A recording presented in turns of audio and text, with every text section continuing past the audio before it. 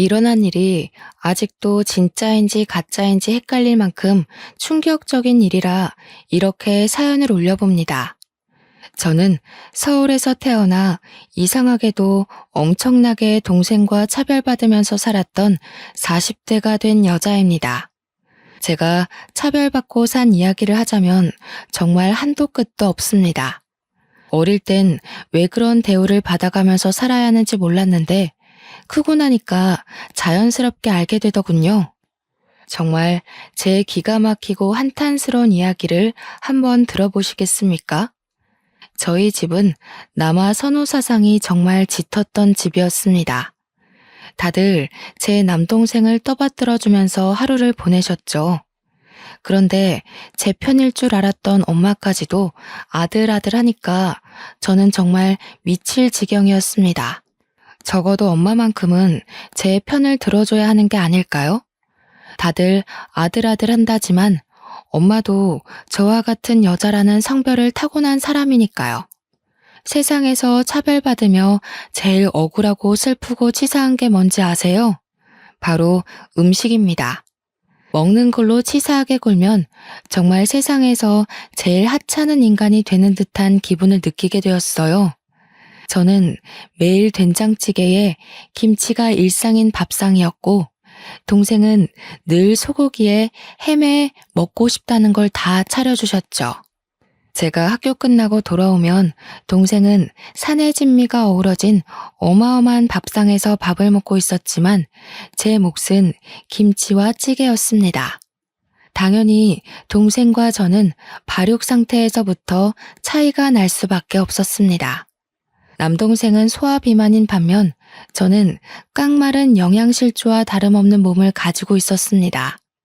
동생과 길을 걸어가기라도 하면 남매라고 생각하는 사람이 전혀 없을 정도였으니까요.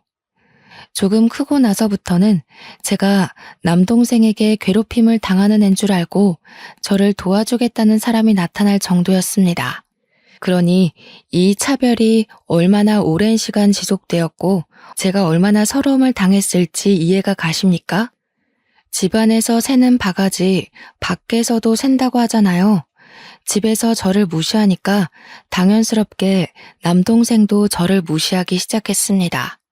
아주 엄마랑 둘이 짝짝꿍이 맞아가지고 저를 두고 이래라 저래라 난리를 치는데 하루 종일 서럽지 않은 시간이 없을 정도였습니다. 우리 아빠는 해외에 발령을 나가 있었던 상태라 한국에 있지도 않았고요. 그나마 유일하게 집에서 제 편을 들어주는 아빠가 오랜 시간 부재 상태로 있으니 저는 정말 하루가 지옥 같았습니다. 친할머니고 외할머니고 할 거 없이 죄다 저를 미워하셨어요. 할머니들이 오시면 당연히 우리 똥강아지 내 새끼는 동생을 향한 말이었죠. 시장 갔다가 생각나서 사왔다고 동생에게는 사탕을 하나를 안겨주셔도 제 몫은 단 한 개도 없었습니다. 동생만 데리고 공원에 놀러가고 전시회를 다니시면서 일상을 보내시는 게 취미셨어요. 저는 방 안에 틀어박혀 할 수 있는 거라곤 공부밖에 없었습니다. 다들 놀러 다니느라 바쁜 시기에 저는 공부만 했으니 제 머리가 얼마나 좋았겠어요. 하지만 저를 위해 단 한 푼도 쓰지 않던 엄마는 알아서 잘하니까 끝까지 혼자 하라며 동생에게만 학원을 보내주셨습니다. 이런 차별은 차별도 아니죠. 동생이 소아비만이었던 데다가 남자이기 때문에 체격이 조금 큰 편이었습니다. 살다 동생 옷을 물려받아 입은 사람은 주위에 저 하나뿐이었을 겁니다. 동생이 유행 지났다고 안 입는다고 내던진 옷은 고스란히 제 옷장에 들어오게 되었습니다. 저도 안 입고 싶다, 새 옷 사달라고 하면 없는 형편에 무리한 거 요구한다면서 저한테 멋부려서 어디다 쓸 거냐고 호댓말을 하셨어요. 그래봐야 남자밖에 더 꼬시겠냐며 그렇게 살면 누가 좋아하겠냐고요. 단지 다른 친구들처럼 분홍색 옷, 여성스러운 옷을 입고 싶었던 것뿐인데 제 몸에 맞는 옷을 입고 싶었던 것뿐인데 말이죠. 정말 토가 나오게 힘들었다는 말이 딱 어울리지 않겠습니까? 19살 고3 시절은 더욱더 가혹했습니다. 문제집 하나 사주지 않아서 남들이 다 풀고 버린 문제집을 주워다가 지우개로 박박 지워 문제를 풀었습니다. 담임 선생님께서 오죽 불쌍했으면 교사들에게 주어지는 문제집을 저에게 주시면서 공부하라고 하셨을까요? 저는 그것조차 기꺼이 받아 공부를 했습니다. 친구들은 저에게 동생이 하고 다니는 거 보면 집이 가난한 것도 아닌데 왜 그러느냐 했습니다. 저는 몰랐습니다. 우리 집이 가난한 줄 알았거든요. 저만 보면 돈이 없어서 못 해준다. 돈이 없어서 돈을 벌어와라. 이 말만 반복했기 때문에 우리 집이 가난한 줄 알았습니다. 그런데 동생이 입고 다니는 옷들은 전부 수십만 원이나 하는 메이커 제품이라고 하더라고요. 옷을 사본 적이 없어서 그 값이 얼마인지도 모르고 살았던 거죠. 그렇게 혹독한 고3 시절을 보내고 난 뒤 저는 결실을 맺었습니다. 제가 서울에 있는 유명한 대학에 턱하니 합격을 하게 된 것이었죠. 수능 당일 엄마가 싸준 떡을 먹고 속이 메스꺼려 문제에 집중을 못한 것 치고는 꽤 좋은 성적이었습니다. 제가 대학에 합격했다고 등록금을 주셨으면 한다고 이야기했을 때 온 집안 사람들은 저를 앉혀놓고 못된 말을 했습니다. 어디 여자가 대학을 가려고 하냐부터 시작해서 집안 살림이 빠듯한데 꼭 대학을 가야겠냐고 취업을 하라는 이야기였죠. 거기에 1살 어린 동생이 이제 고3인데 누나가 좋은 대학에 가면 길을 못 펴고 공부를 못할 거라는 이야기까지 덧붙였습니다. 남동생은 머리까지 나쁜 우매한 인간이었음에도 불구하고 저보다 남동생이 대학을 가야 한다는 이야기였죠. 그날 처음으로 저는 대들었습니다.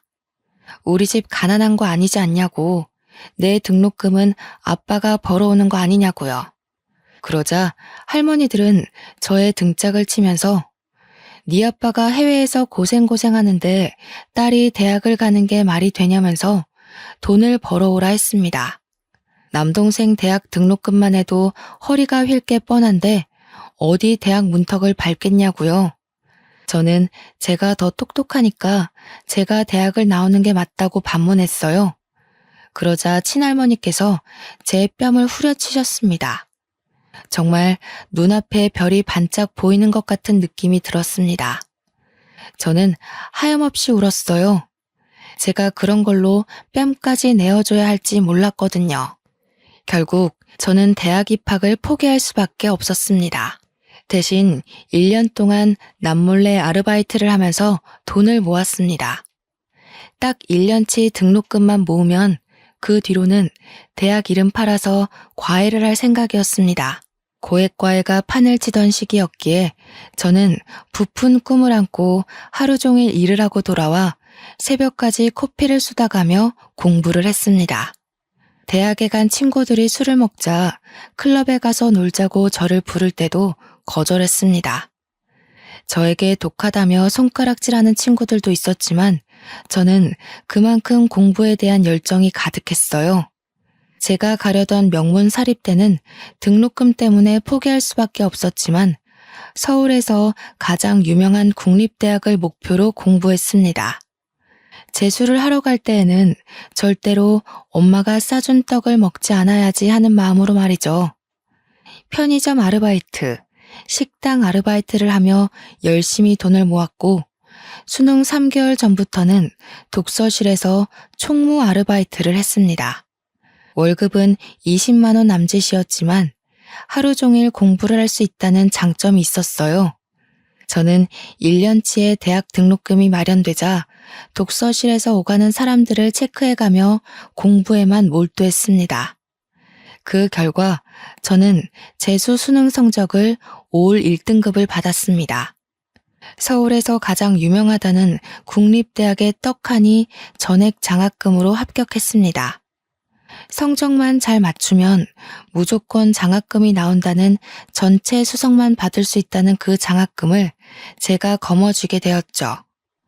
제가 그런 결실을 맺을 동안 제 동생은 탱자탱자 놀았습니다. 그러니 당연히 지방에 있는 이름도 없는 대학교에 가게 되었어요. 집에서 저한테 뭐라고 했는지 혹시 상상이나 가시나요? 동생 기죽이지 말고 대학을 포기하라 하더라고요.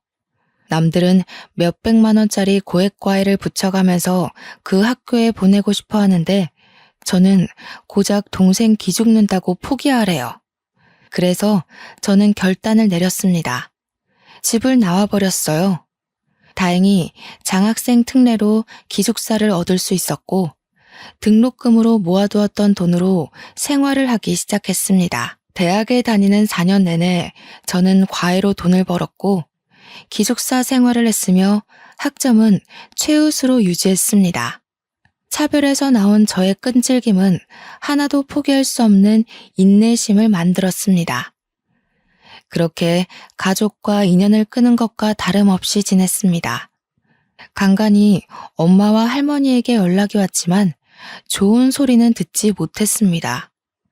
동생 기죽이고 좋은 대학 가서 인연 끊고 사니까 좋냐고, 네가 그 학교에 가는 바람에 동생이 엇나가는 거라는 소리를 들어야만 했죠. 그때만 해도 저는 엄마와 할머니에게 대들 생각을 못했습니다. 그저 제가 참고 살다가 시집을 가면 된다고 생각했으니까요.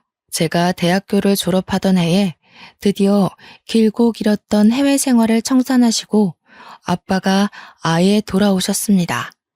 아빠가 왔으니 가족들끼리 만나서 밥도 먹고 이야기도 해야 하는데 도무지 집에 가기가 너무 싫었습니다. 제가 하루 이틀 학교를 핑계대고 미루다가 결국에는 아빠가 저에게 연락을 하셨어요. 왜 집에 돌아오지 않느냐, 왜 집을 나갔냐 하는 순수하게 궁금함에서 나온 질문이었지만 저는 숨이 턱 막히는 것 같았습니다. 엄마 밥을 먹으면서 살아야 힘이 나지 왜 밖에서 그러고 살아 하는데 가슴에서 쿡 찌르는 분노가 일더라고요. 그래서 천하태평 해외에서 시간 보내느라 아무것도 몰랐을 아빠에게 와다다 다 쏟아냈습니다. 내가 왜 나가 사냐고? 엄마가 밥 반찬으로 김치밖에 안 주는데 내가 왜 집밥을 그리워해야 돼? 뭘 먹을 게 있어서 집밥 타령을 하겠냐고 내가. 밖에서 사 먹는 게 훨씬 영양가 있고 맛있어. 아빠는 제 말에 놀란 듯 그게 무슨 소리냐고 되물었어요. 마치 제가 김치만 먹고 살았다는 걸 처음 알았다는 목소리였죠. 우리 아빠는 방관자였습니다. 말 그대로야. 김치만 먹고 살았다고. 동생은 맨날 고기 주고 생선 줘도 나는 김치에 찌개만 먹고 살았다고. 내가 왜 체중 미달이었는데? 그러자 아빠는 한숨을 쉬면서 잘 알겠다고 했어요. 그동안 매정하게 아무것도 몰라서 미안하다고 사과까지 했습니다. 아빠가 나를 그렇게 차별한 게 아니었는데 괜히 화풀이는 아빠에게 하고 저는 눈물이 쏟아질 것 같았습니다. 아빠는 정말 아무것도 모르는 바보였어요. 할머니들도 모조리 다 공범이라고 나한테 대학도 가지 말라고 했다고. 내가 왜 그 좋은 대학에 합격하고도 재수를 했는 줄 아냐? 등록금 못 대준다고 해서 그렇다고. 그래서 재수한 거라고 다 쏟아냈습니다. 제 이야기를 들은 아빠는 엄마에게 화를 냈어요. 후폭풍이 두려웠지만 속이 얼마나 시원했는지 모르겠네요. 제 나이 25살에서야 드디어 알을 깨고 나온 듯한 기분이 들었습니다. 아빠랑 한바탕 싸운 건지 엄마가 전화를 해서는 저에게 꼭 그걸 말로 뱉었어야 했냐고 저에게 화를 냈습니다. 아빠가 어떻게 대학 등록금도 주지 않아서 애를 저 고생하게 만들었냐고 했다는데 그거야말로 제가 잘못한 게 아니잖아요. 엄마가 맨날 돈 없다 하면서 이름 모를 대학에 간 동생 자취방 얻어주고 생활비 대주고 하느라 돈이 없는 거죠. 저는 엄마한테 다 이야기를 했어요. 내가 차별받고 자란 게 어떻게 마음의 병이 되지 않을 수 있겠냐고요. 저한테 키워준 은혜도 모르고 아빠와 자기 사이를 갈라놓으려고 한대요. 어떻게 엄마라는 사람이 저한테 그런 소리를 할 수 있을까요? 멀리서 아빠가 엄마한테 또 내 딸한테 전화해서 뭐라 하는 거냐고 성질을 부리는 소리가 들렸습니다. 엄마는 서둘러서 전화를 끊으셨고, 저는 속으로 아빠를 응원했습니다. 당연히 서울에서 제일 좋은 국립대를 졸업했는데 취직이 힘들었을까요? 저는 대기업에 떡하니 취직을 했습니다. 제가 취업을 하는 동안 남동생은 학사 경고를 맞고 졸업장도 받지 못한 채로 미루던 군대에 갔습니다. 그렇게 가기 싫다고 난리를 치고 미루더니 24살에서야 겨우 군대를 간 꼴이었죠. 자기보다 어린 선임들에게 머리를 조아려야 한다고 너무 힘들다고 매일같이 엄마한테 우는 소리를 했대요. 근데 우리 엄마 정말 매주 면회를 가더라고요. 코앞에서 자취를 하는 저를 보러 온 적은 단 한 번도 없었으면서 그 흔한 반찬통 한 번 줘본 적 없으면서 남동생 면회 갈 때는 정말 바리바리 싸들고 간대요. 그러더니 저한테 친구들 좀 데리고 면회 가서 동생 면을 살려주라는 거예요. 주위에 예쁜 친구 하나 없냐면서 공부만 하더니 죄다 안경잡이들 만나는 거냐고 소리를 지르는 거 있죠. 동생 선임들이랑 소개팅도 시켜주고 해야 동생이 편할 거 아니냐는데 도대체 제가 왜 그래야 하는지 이해가 안 갔어요. 제가 무슨 마담뚜예요? 그런 거라게. 저는 대기업 취업과 동시에 잠시 들어가 살고 있던 고시원을 청산하고 원룸 전세 계약을 했습니다. 집에는 죽어도 들어가기 싫고 어차피 도움 요청해봐야 1원 한 푼 보태줄 마음 없는 거 뻔히 알아서 전세 대출을 받아서 들어갔어요. 아빠만 모든 걸 알고 난 뒤 저한테 미안해 하셨죠. 그래도 전세금 조금 보태줬어야 하는 건데 하시면서요. 전세 대출해봐야 얼마 안 되는 돈이라 착실하게 갚아 나갔습니다. 한 3년쯤 지났을까요? 돈 모아가며 열심히 착실하게 살고 있었던 저에게 엄마가 갑작스럽게 연락을 했어요. 명절 때 아니고서야 서로 연락도 없이 지냈는데 뜬금없이 연락에 무슨 일 있나 싶어서 받았죠. 너는 그 큰 돈 벌면서 어떻게 집에 생활비 한 푼도 안 줄 수 있니? 내가 그 집에서 살고 있는 것도 아닌데 무슨 생활비를 드려요? 명절 때 되면 용돈 드리잖아요. 내가 키워준 몫이라도 내놔라 그럼. 내가 그 돈 받아서 써야겠다. 제가 미치지 않고서야 그 돈을 왜 엄마에게 주겠습니까? 키워준 몫이라고 해도 옷 한 번 제대로 사준 적 없는 엄마한테 제가 왜 돈을 줘야 하나요? 그래서 저도 먹고 살기 빠듯한 처지라 안 되겠다고 했습니다. 너 원룸 살고 있다고 했니? 아무리 원룸이라지만 요즘은 평수가 좀 다양하다고 하던데 둘이 살기 괜찮니? 저는 갑자기 저희 집을 물어보는 엄마가 수상했습니다. 제대로 대답하지 않고 미적거리고 있자 엄마가 진짜 용건을 딱 뱉더라고요. 우리 훈이가 너네 집 근처에 있는 인쇄소에 취직했다고 하더라. 본가에서 출퇴근하기가 힘드니까 같이 살았으면 좋겠네. 엄마, 말이 되는 소리를 좀 하세요. 원룸인데 다 큰 남동생이랑 같이 살으라고요? 거기다가 우리 집 좁아서 침대 2개 못 들어와요. 못 들은 걸로 할게요. 그러면 네가 본가에서 출퇴근하고 훈이한테 집 양보해라. 우리 훈이 몸도 성한 곳이 없는 마당에 출퇴근까지 멀면 너무 힘들어서 안 돼. 누나가 돼서 그 정도는 양보해야지. 그래서 저는 전화하지 말라고 이런 전화하실 거면 앞으로 차단하겠다고 냉정하게 말한 뒤 전화를 끊었습니다. 그리고 아빠한테 바로 전화를 걸어서 차라리 자취방을 구해주던 차를 구해주던 신경 안 쓸 테니까 제발 저한테서 관심을 좀 꺼달라고 했어요. 아빠가 또 면목 없다면서 저한테 미안하다고 하시더군요. 저는 씩씩거리면서 성인 돼서 집에 도움받은 거 하나 없다. 물론 어릴 때도 별로 없지만 그래도 쌀밥에 김치 준 거 그거 키워준 거라고 생각하겠다고 했어요. 20살 이후부터는 정말 집에 이런 한 푼 받은 거 없고 밥도 못 얻어먹었다고 잠만 자고 나왔다고 했습니다. 근데 그 돈이라도 받아야겠냐고 재워준 값이 필요하냐고 소리를 질렀어요. 아빠는 아니라고 엄마가 너무 생각이 없다고 미안하다며 화를 풀으라 했습니다. 그러더니 정말 남동생에게 차를 사주셨더라고요. 저는 큰 실망을 할 수밖에 없었죠. 제 보증금은 정말 1원도 안 도와줬으니까요. 그런 척박한 제 삶 속에서도 한떨기 장미꽃이 피어났습니다. 집에 가는 게 싫어서 회사에 내리 있다 보니까 저를 마음에 들어하는 대리님이 있다는 이야기를 듣게 되었어요.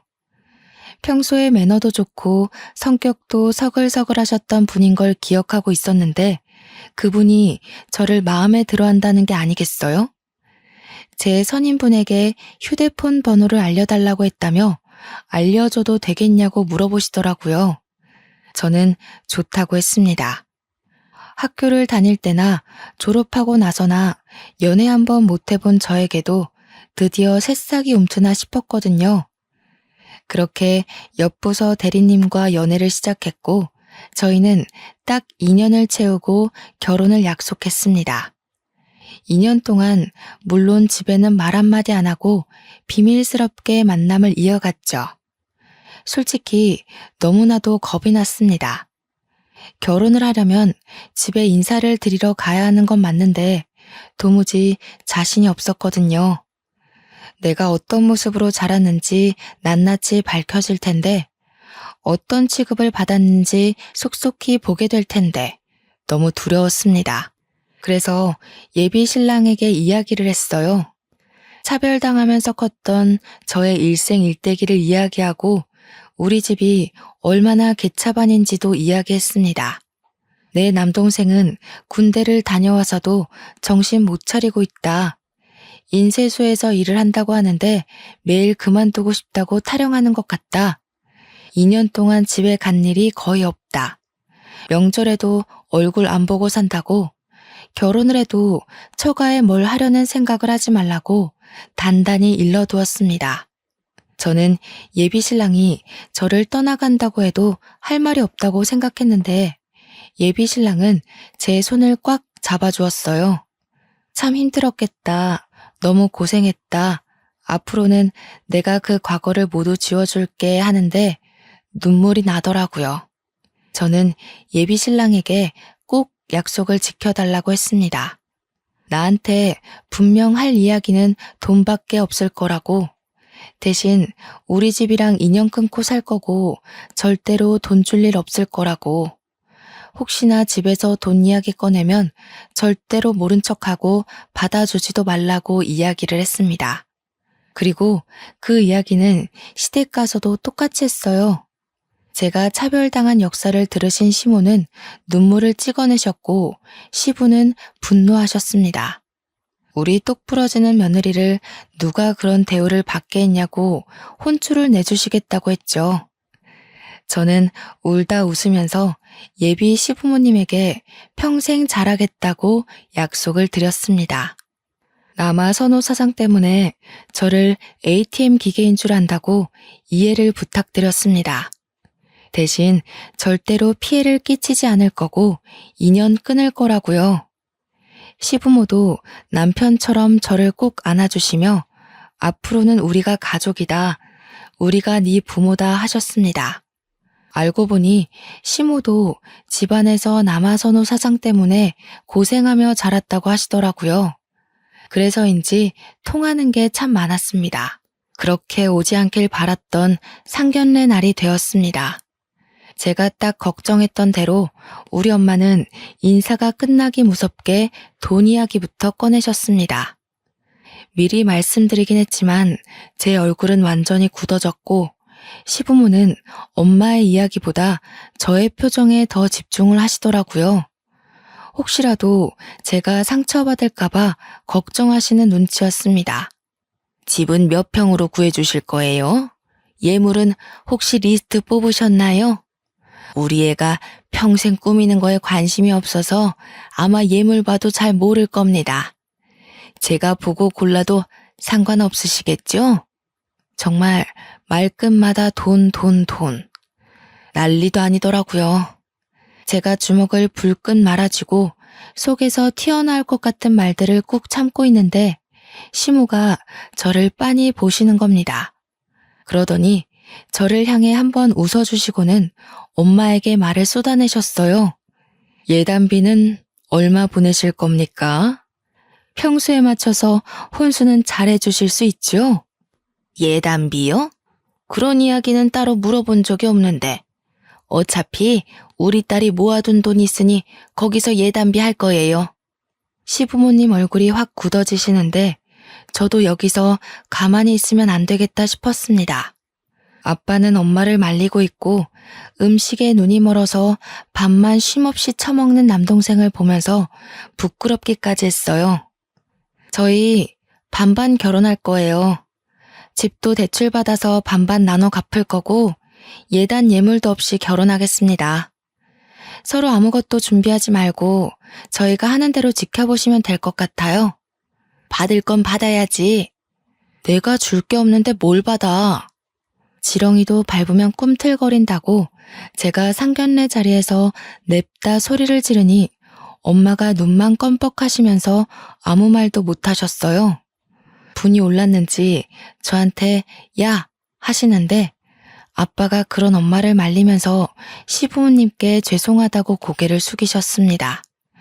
아무래도 아이들이 하자는 대로 하는 게 좋을 것 같다면서 예비 신랑에게 저를 잘 부탁한다고 하셨어요.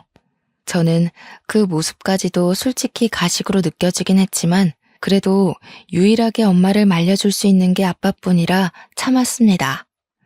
엄마는 상견례 자리에 나와서도 저에게 받을 거 다 받아라, 우리도 뭐 좀 챙겨주고 해라 했지만 저는 다 무시하고 참견하지 말라고 했죠. 키워봐야 다 소용없다면서 소리치는 엄마를 단 한 번도 뒤돌아보지 않고 집으로 돌아왔습니다.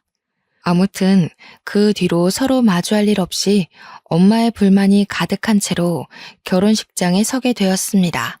엄마는 끝까지 나에게 바보 멍청이라고 했지만 저는 엄마가 그렇게 투정을 부릴수록 결혼을 잘했다고 생각했어요. 남편과 저는 둘 다 대기업에 다니고 있었기 때문에 대출이 넉넉하게 나왔고 집도 잘 구해서 혼수까지 잘 채워놓고 살고 있었습니다. 그렇게 달콤한 신혼생활을 6개월 정도 이어갔을까요? 뜬금없이 엄마에게 연락이 왔습니다. 그러더니 저에게 돈을 빌려달라고 하시더라고요. 그래서 왜 돈이 필요하냐고 동생이 사고 쳤냐고 하니까 버럭 화를 내면서 착한 훈이가 그럴 일이 있냐는 겁니다. 저는 그것도 아니면 왜 돈이 필요하냐 했더니 엄마가 저에게 암에 걸렸다고 이야기를 하시는 게 아니겠어요. 미리미리 암보험을 준비했어야 했는데 사는 게 척박해서 암보험 하나 가입할 생각을 못했다면서 저에게 돈 좀 빌려달래요. 저는 고민을 했지만 하나뿐인 엄마가 암이라는데 언제까지 제가 모른 척할 수 있겠어요. 그래서 솔직하게 얼마나 필요하냐고 물어보니 엄마가 5천만 원 정도 필요하다고 하셨습니다. 5천만 원이 네 집 개 이름도 아니고 암 치료하는데 돈이 그렇게나 많이 필요한가 싶었어요. 한 1,000만 원 정도 생각했었거든요. 어차피 아버지도 일을 하시고 있었고 끔찍하게 생각하는 남동생도 있는데 저한테 병원비를 전부 부담하라고 하니 부담스러웠어요. 근데 제가 고민하는 게 느껴졌는지 엄마가 주절주절 하시더라고요. 항암 치료도 뭐 수차례 해야 하고 입원비에 수술비까지 생각하면 5천만 원 정도 들 거라고요. 대출 받아서 해주면 안 되겠냐고. 대기업 다니는 딸한테 그 정도 능력은 있지 않네요. 혼자 고민해서는 안 될 것 같아서 남편에게 솔직하게 이야기했습니다. 결혼하고 절대로 친정에 돈 안 갖다 주기로 약속했는데 엄마가 암이라고 하니까 너무나도 흔들린다고요. 남편이 저한테 아무리 그래도 천륜을 끊는 건 아닌 것 같다고 대출을 받아서라도 해드리자고 했어요. 혹시나 장모님이 잘못되기라도 하면 그 죄책감을 어떻게 씻을 수 있겠냐고요. 저는 남편에게 너무나도 고마웠습니다. 그래서 당장 대출을 받아서 엄마에게 드렸어요. 꼭 병 고치고 오라고 했습니다. 그러고 나서 엄마는 치료를 받는다, 수술을 한다, 별 말이 없었어요. 저는 솔직히 걱정이 되기도 하고 또 어떻게 진행되고 있는지를 알아야 하지 않겠어요. 그래서 아빠한테 연락을 했어요. 엄마는 본인한테 하라고 했지만 그래도 아픈 사람한테 직접적으로 묻기가 좀 그러니까요. 그랬더니 아빠가 왜 남이냐고 하는 게 아니겠어요? 저는 뒤통수를 세게 맞은 느낌이 들었습니다. 그 길로 친정에 찾아가서 엄마한테 엄마 암이라고 나한테 돈 가져갔잖아. 근데 아빠는 왜 몰라? 하고 물어봤어요. 엄마는 당황해하고 옆에 있던 아빠는 도대체 이게 다 무슨 소리냐고 소리를 치고 나한테 항암 치료며 입원비며 수술비까지 해서 5천만 원 대출받으래서 대출받아서 줬잖아. 아이고 가만히나 있지 정말. 네가 이를 다 키우고 망치는구나. 그래 나 암 아니다. 네 동생이 사업하고 싶다고 한 번만 도와달라는데 어떻게 하니? 누나가 돼서 여태 동생 하는 모든 앞길을 막았으면 그 정도는 도와줄 수 있잖니. 이게 다 우리 집안 기둥이 살아야 잘 되는 거 몰라서 그래? 동생이 인쇄소도 진즉 때려쳤다고 하더라고요. 도무지 남 밑에서 굽신거리면서 일하는 게 적성에 안 맞는다고 하면서 사업을 하겠다고 했대요. 당연히 아빠는 반대했고 돈 나올 구석이 없으니 저한테 거짓말을 치고 돈을 받아간 것이었습니다. 대기업 다니는 누나가 있는데 초기 비용이 뭐가 걱정이겠냐고 하면서 5천만 원을 고스란히 동생에게 줬다는 겁니다. 그 순간 동생이 러닝 셔츠 하나 입고 배를 벅벅 긁으면서 까치집한 머리로 하품하며 나오는데 진짜 미치겠더라고요. 누나 왔어? 누나가 준 돈 잘 썼어. 누나 덕분에 나 큰 돈 벌 것 같아. 개소리 하지 말고 당장 내 돈 갚아. 나도 그거 대출 받아서 준 거라고. 엄마가 암이라고 거짓말해서 준 돈이라고. 아이씨, 누나. 투자의 기본은 냅두는 거야, 어? 내가 코인 제대로 된 거에 시게 투자했으니까 2배로 불려줄게. 알겠지? 저는 진짜 숨이 턱 막히는 기분이었습니다. 이걸 남편한테는 어떻게 이야기해야 할지 막막했어요.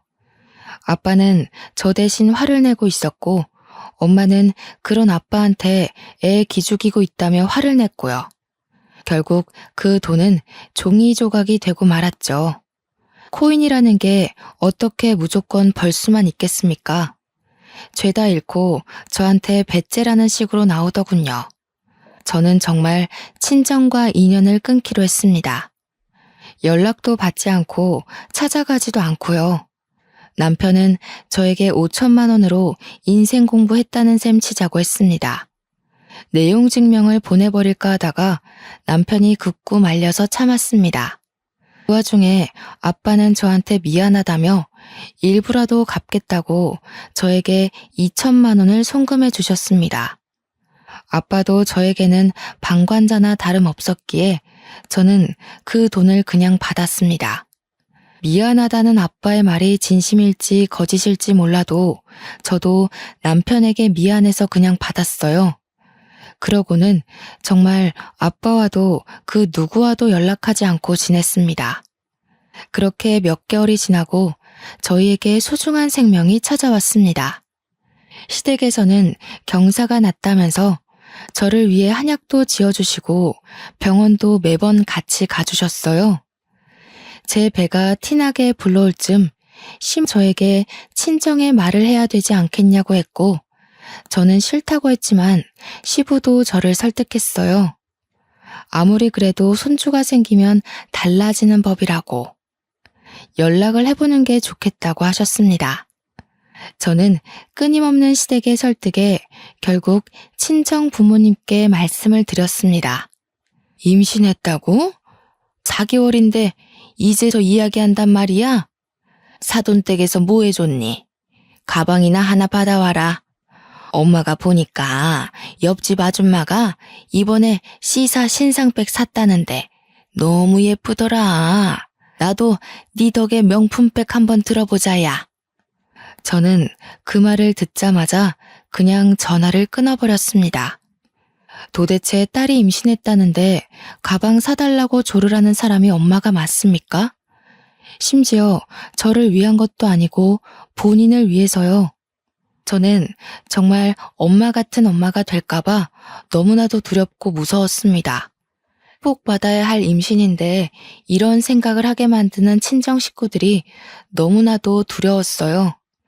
그래서 정말 이번에야말로 연락을 끊겠다고 수십 번 다짐했습니다. 남들은 친정에서 몸조리를 해준다고 하는데 도대체 우리 엄마는 뭔지 모르겠더라고요. 나를 돈으로만 보고 나를 사람 취급도 안 해주는 엄마가 진짜 내 엄마가 맞는지도 모르겠고요. 늘 엄마는 진짜 나를 배 아파서 낳았어? 하고 물어보면 시덥지 않은 소리 한다고 자리를 피했던 엄마가 원망스러웠어요. 그렇게 6개월이 더 지나고 저는 떡두꺼비 같은 아들을 낳았습니다. 정말 신생아들 크는 속도는 눈에 띄더라고요.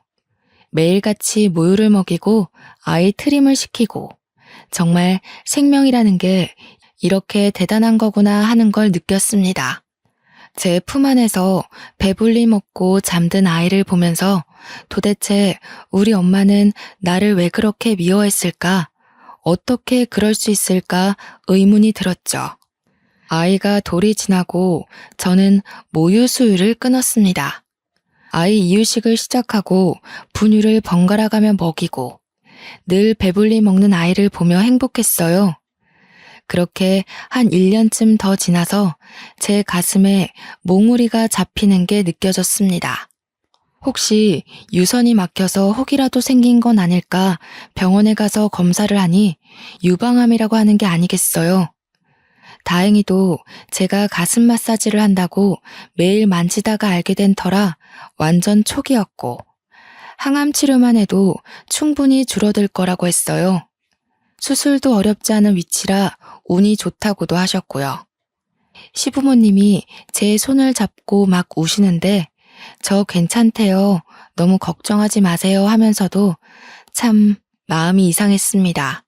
우리 부모도 나를 잡고 이렇게 서럽게 운 적이 없는데 우리 시부모님은 모자란 며느리도 너무 사랑해 주시는구나 하면서 뭉클했어요.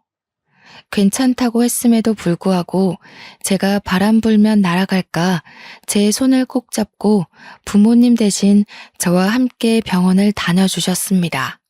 우리 며느리 고생하면 안 되는데 마음에 병이 있어서 이랬나 보다 하시는데 눈물이 찔끔 나더군요. 언제까지 숨길 수는 없는 일이라 아빠에게만 이야기를 드렸습니다.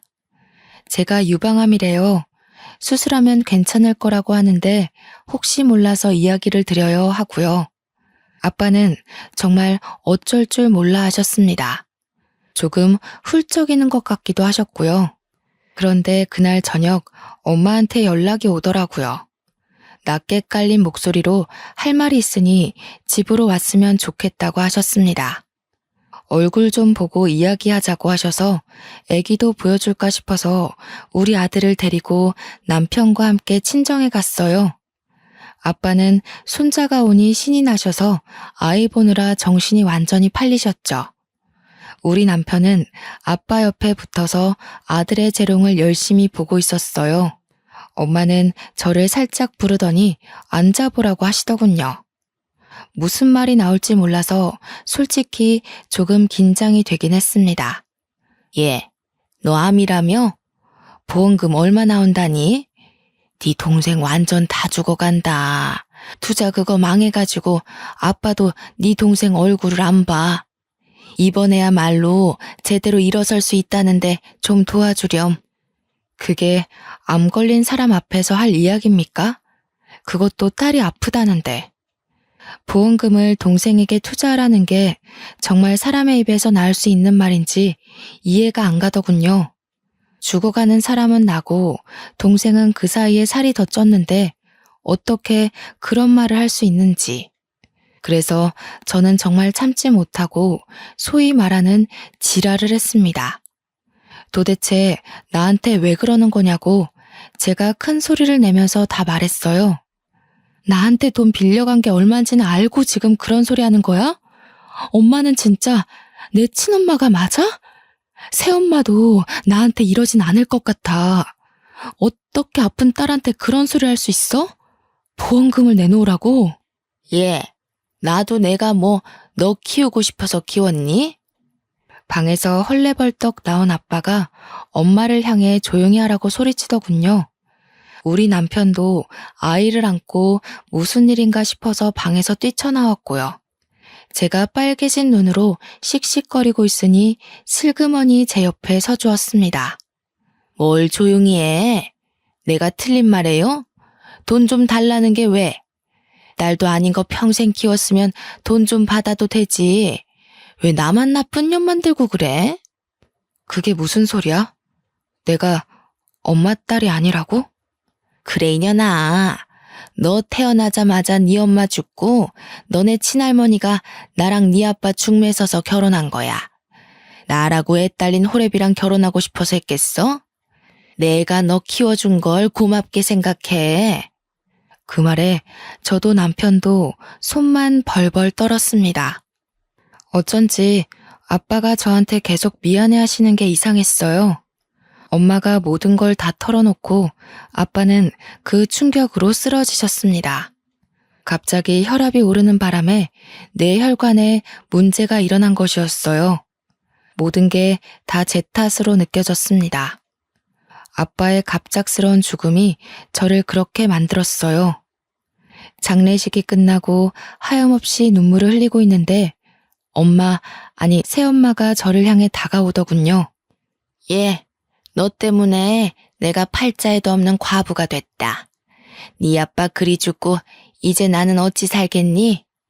네가 우리를 좀 책임져야겠어. 그게 키워준 값 갚는 거라 생각해. 이 미친 아줌마야. 키워주면 다 엄마야? 그리고 내 자랄 동안 뭘 해줬다고 키워줬대? 이래서 검은 머리 짐승은 거두는 게 아니라던데 어쩜 그 말이 딱 맞니? 내가 너 먹여주고 입혀주고 했잖아. 우리 아들만 챙겨도 모자랄 판에 그러니 이제 은혜를 갚으란 말이야. 나 아줌마한테 은혜 입은 거 없어. 내 친엄마도 아닌데 내가 왜 당신을 부양해야 되는데? 그 잘난 아들 새끼 데리고 재미나게 살아봐. 앞으로는 우리 얼굴 보지 말고. 알겠어? 새엄마는 아빠의 납골당 앞에서 저에게 죽이려니니 뭐니 소리를 지르고 난리를 쳤어요. 저는 웃으면서 당신이랑 인연을 드디어 끊게 돼서 기쁘다고 침까지 칵 뱉었습니다. 아빠의 납골당 앞에서 이런 소란을 일으킨 건 죄송스럽지만 저도 어쩔 수 없었어요.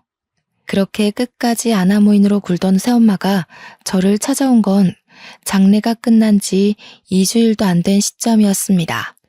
저에게 살려달라고 울고불고 빌더라고요. 알고 보니 아빠의 사망보험금이며 모든 보험의 수혜자가 전부 제 이름으로 되어 있었던 거죠. 수억의 보험금이 전부 제 몫이 된 거예요.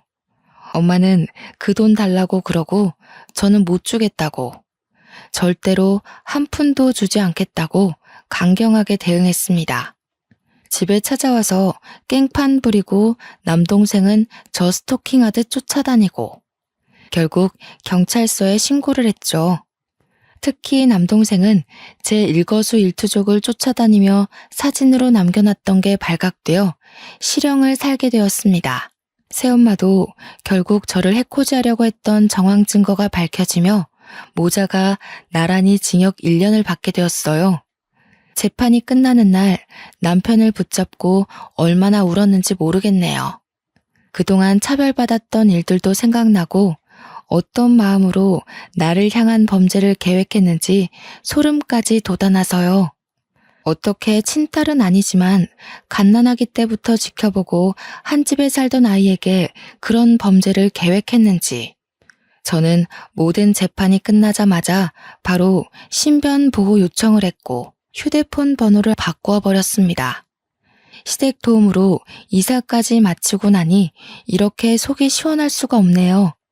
비록 저에게 아빠는 끝까지 방관자였지만 보험금이라도 남겨주셔서 고마운 마음이 남긴 하더라고요. 이 돈으로 제 하나뿐인 아들 잘 키우며 남편과 행복하게 시부모님의 노후를 편안하게 챙기며 살 겁니다. 아무리 남의 딸이라지만 마음으로 받아주신 시모도 있는데 평생을 살아도 새엄마의 행동은 도저히 이해가 가질 않을 것 같네요. 제가 당한 일은 아마 제 평생이 가도 지워지지 않을 것입니다. 어디 가서 털어놓기도 부끄러운 일이라 꽁꽁 숨길지도 모릅니다. 섞인 핏줄이라도 동생인데 저를 스토킹하고 제가 잘못되기만을 빌었다는 게 너무 화가 나고 무섭네요. 저는 이 일을 계기로 아무리 가족이라는 틀 안에서 반평생을 부대끼며 살았어도 가족이 될 수 없는 관계도 있다는 걸 알았습니다. 가족이 된 지 몇 년 안 된 우리 시댁 식구들과 남편이 더 가족처럼 느껴지는 이유이기도 하겠죠. 제가 당한 일들을 모두 아시고 우리 시부모님이 얼마나 제 걱정을 해주셨는지 몰라요. 평생을 옆에서 제가 보필해도 부족할 것 같습니다.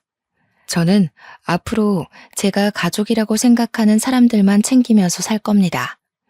그들과 함께 좋은 일만 생각하고 좋은 것만 보고 살아보려고 합니다. 여러분들에게도 좋은 일만 보고 느낄 수 있는 날이 오길 바랍니다. 긴 사연 들어주셔서 감사합니다.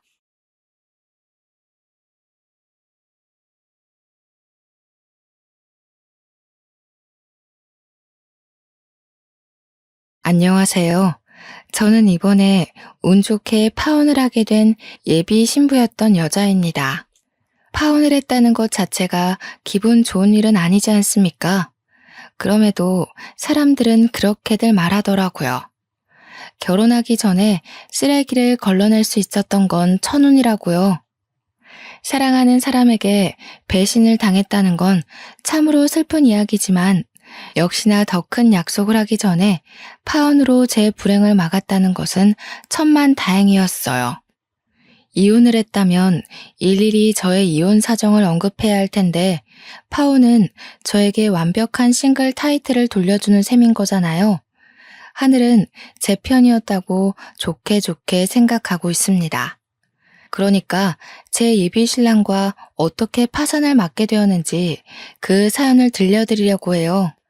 당연히 유쾌한 이야기 아니고요. 감동적인 이야기도 아닐 겁니다. 이런 유형의 남자들도 있다는 걸 세상 천하에 공표해버리고 싶어서 찾아왔으니 제 예비 신랑 얘기에 화가 잔뜩 나셨다면 욕 한번 해주세요. 제 예비 신랑은 저와 약혼 관계임에도 맞선을 끊지 않고 저울질을 일삼던 사람입니다.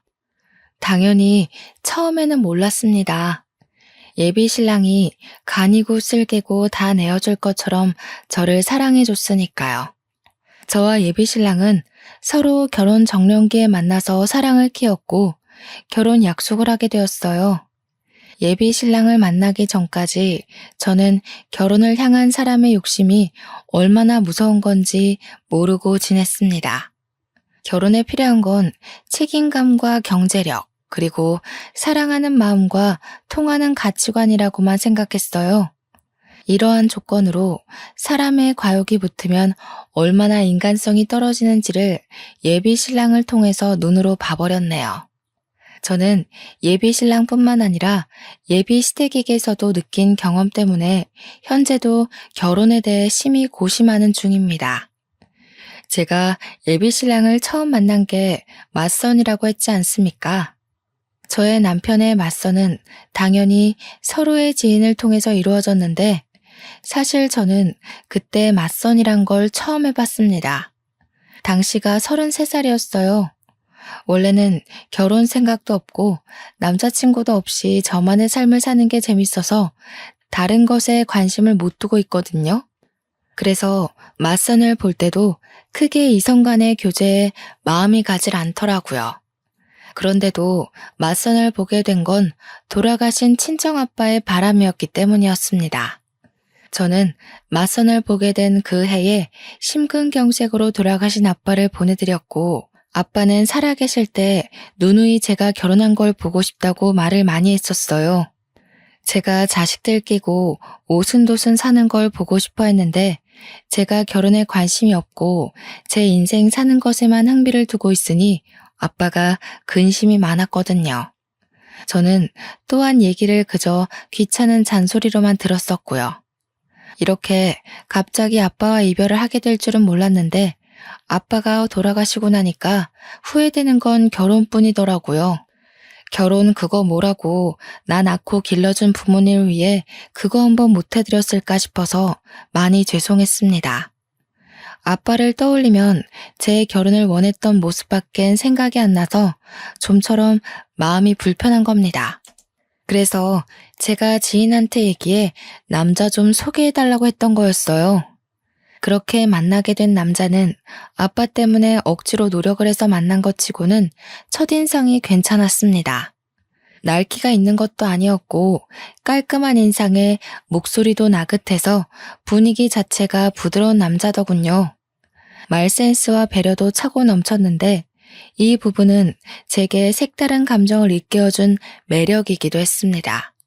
그 사람이 바로 저의 예비 신랑이고, 예비 신랑이 먼저 애프터를 신청해주니 저희 만남은 길게 지속이 되었던 거죠. 아빠가 일찍 돌아가셔서 그런지 예비 신랑이 저를 듬직하게 챙겨주는데 아빠 생각도 나고 또 아빠 같은 느낌이 나서 빠르게 끌리더라고요. 첫인상이 괜찮았지만 솔직히 이상형은 아니었던지라 당시 느꼈던 감정이 약간의 호감과 의외성이었는데, 나중에 예비 신랑과 좀 친해져서 듣게 된 말이 저를 여자로 만들어 주었습니다. 주연 씨, 정말 제 이상형이에요. 제가 여태 본 여자들 중에서 제일 예쁘세요. 인기 많았을 것 같은데 제가 지연 씨를 차지한 셈이니 승리자인 건가요? 제가 예비 신랑의 외적인 워너비라는 걸 알게 되니 마음이 더 열렸던 것 같아요. 누군가가 저더러 이상형이라고 말해주는 건 기분 좋은 일이잖아요.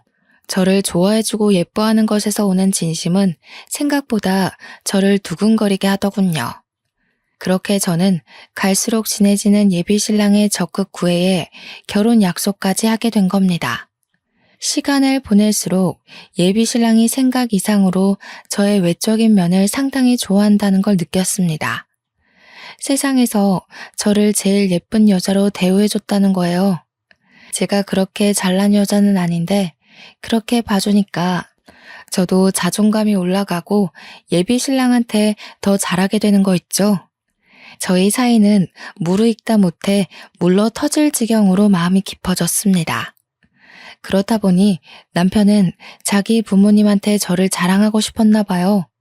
이미 결혼도 약속했으니까 어차피 만나게 될 예비 시부모와 빨리 자리를 만들고 싶어 하더라고요.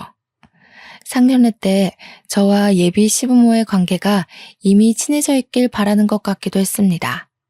예비 신랑의 설레발은 결국 저의 망설임까지 잡아먹었는데요. 저를 예비 시부모한테 빨리 소개하지 않으면 누가 내일이라도 저를 채갈 것 같다는 게 아니겠어요? 우스운 농담이라는 거 알지만 저는 그런 예비 신랑의 애교에 넘어가 예비 시부모의 만남을 허락하고 말았습니다. 예비 시부모는 평범한 아파트에 살고 있었어요. 오히려 저는 부담이 덜어져 좋았습니다. 저희 가정 환경도 예비 신랑과 비슷한 수준이라는 게 확인되니까 확실히 긴장이 줄더라고요. 솔직히 양가 재력이 어느 한쪽으로 치우쳐지는 건 상대적으로 문제가 따르기 쉽잖아요. 마침 저녁 시간이었던지라 예비 시부모는 두 분 다 집에 계셨습니다. 저를 좋은 마음으로 반겨주셔서 제가 더 안심했는지도 모르겠네요. 그런데 예비 시부모와 대화를 나누다가 알게 된 건데 왜 저는 제가 맞선이 처음인 것처럼 예비 신랑도 처음이라고 생각했던 걸까요? 예비 시부모가 그동안 있었던 예비 신랑의 맞선 얘기를 꺼내는데 조금 당황해버렸습니다. 그래도 우리 아들이 부모님한테 여자 보여주는 건 아가씨가 처음이에요. 맞선을 그렇게 많이 보는데도 데려오는 여자는 한 명도 없었거든요. 아들이 나이는 계속 먹어가는데 도통 결혼 소식이 안 들리니 얼마나 조마조마했다고요. 이렇게 참하고 예쁜 아가씨를 데려오려고 그렇게 애먹였나 보네. 당연하지. 내가 어디 아무랑 결혼할 남자인가? 엄마 아들 본능은 높아. 앞으로 자주 보게 될 거니까 오늘은 자연이한테 살살 물어봐. 이때부터 예비 신랑과 예비 시댁의 욕심을 눈치챘어야 했지만 다시 그 상황을 겪는다고 하더라도 저는 아마 당시의 교묘한 기류를 모르고 넘기지 않았을까 싶습니다. 단순히 예비 시부모가 예비 며느리 될 저에게 궁금한 점이 많을 거란 걸 당연하게만 생각했었죠. 그래서 첫 만남에 제 경제력과 친정 형편을 모를 줄은 몰랐네요. 결혼에서 가장 중요한 건 양가 집안의 경제력인 거 알죠? 다른 건 웬만해서 맞춰갈 수 있으니까 괜찮은데 형편 차이 나는 건 어떻게 하기 어렵더라고요. 식구가 될 거니까 솔직하게 물어볼게요. 돈벌이라든지 재산이 어느 정도인지 알 수 있을까요? 이렇게 대놓고 물어보지 않아도 딱히 숨길 생각은 없었는데 본의 아니게 억지로 밝혀야 하는 꼴이 되어버렸는데요. 저는 솔직히 예비 신랑이 처음부터 뭘 그런 걸 물어보냐고 말릴 줄 알았거든요. 그런데 예비 신랑도 제 벌이가 궁금했나 보더라고요. 옆에서 저더러 미래를 위해 금전적인 부분에서 숨기는 것이 없도록 하자면서 부추기는 거 아니겠어요? 그걸 보면서 그동안은 왜 묻지 않았나 싶기도 하고 기다렸다는 듯 얘기를 하니까 어지간히 궁금했나 보네 싶기도 했습니다. 그나마 예비 신랑의 배려라고 느껴진 건 자기가 먼저 경제 수준을 밝혀주더라고요. 나는 일단 지금 살고 있는 집 보증금 8천만 원이랑 개인 적금 만기된 거 2천만 원 있거든. 우리 부모님은 두 분 다 일하셨었는데 퇴직하는 바람에 연금 받고 생활 중이라 내가 부모님한테 딱히 받을 재산은 없고 급여는 360. 너는? 솔직히 저는 당시 상황이 좀 부담스러웠습니다. 제 경제 상황을 숨길 생각이 없다 뿐이지 제 의사도 묻지 않고 무작정 까발리는 식으로 밝히고 싶진 않았거든요. 그리고 저는 친구들한테도 제 급여에 대해 얘기를 해본 적이 없는 사람입니다.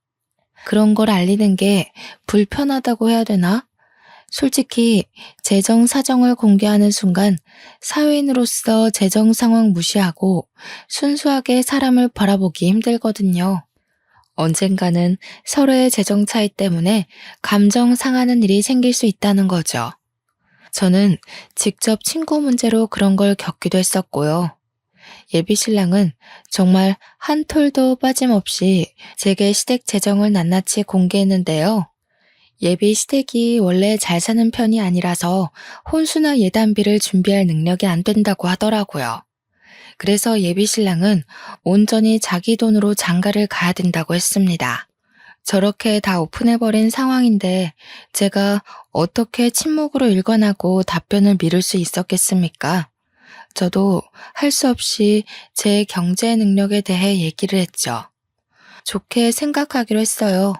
어차피 결혼할 사이인데 같이 가정을 꾸리려면 금전적인 부분을 공유하는 게 그리 잘못된 부분이 아니잖아요. 또 부모님한테 결혼 자금을 지원받을 수 없는 건 저도 마찬가지였고요.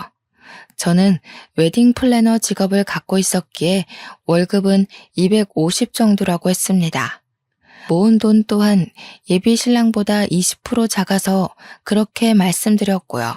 친정 형편도 예비 시댁이랑 비슷한 수준으로 말했어요.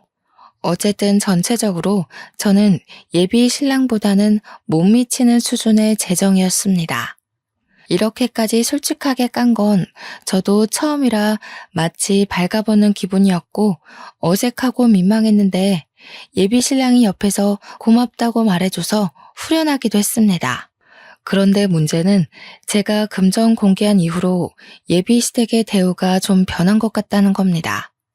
들어올 때랑 나갈 때 예비 시부모 태도는 남이 보기 민망할 만큼 바뀌어 있었어요. 식사를 마치고 그만 돌아갈 시간이 되었을 때 제가 간다고 인사를 드리니 예비 시부모는 일어날 생각도 안 하고 앉아서 대강 고개만 끄덕이더라고요. 조심히 가라는 말만 했고 배웅 같은 건 없었습니다. 배웅을 바란 건 아닌데 제가 마음에 들었다면 다음에 또 오라는 말 정도는 해주지 않았을까요? 그런 말도 없으시더라고요. 그냥 조심히 가라는 말이 다였습니다. 찝찝해서 예비 신랑한테 예비 시부모가 날 마음에 안 들어하는 것 같다고 슬쩍 말해보았는데 예비 신랑이 그런 거 아니라고 자기 부모님 평소에도 표현이 서툰 사람이라고 하더군요. 제 생각엔 표현이 서툰 게 아니라 그건 분명 불호인 표정이었거든요. 그렇지만 어쩌겠어요. 예비 신랑 생각해서 그냥 제가 예민했다고 넘겼죠. 그날 이후 한 번씩 예비 시부모의 떨떠름한 태도 때문에 마음에 걸리곤 했는데 제게 중요한 건 예비 시부모가 아닌 거 있죠. 어느 순간부터 예비 신랑 또한 은근히 변한 것 같다는 거예요. 항상 먼저 연락하고 먼저 어디 갈지 데이트 코스를 짜던 사람이 점차 제가 연락해야만 소식을 물을 수 있고 주말에 시간 내서 놀러 가자고 하면 몸이 안 좋다는 핑계로 만남을 미루기 시작했다는 거죠. 초반에는 그러려니 했습니다.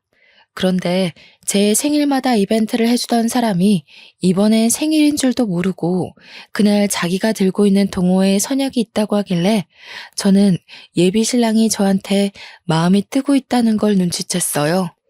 그날 그게 예비 시댁에서 금전적 부분을 공개했을 때 이유라는 것도 눈치껏 알아차릴 수 있었고요.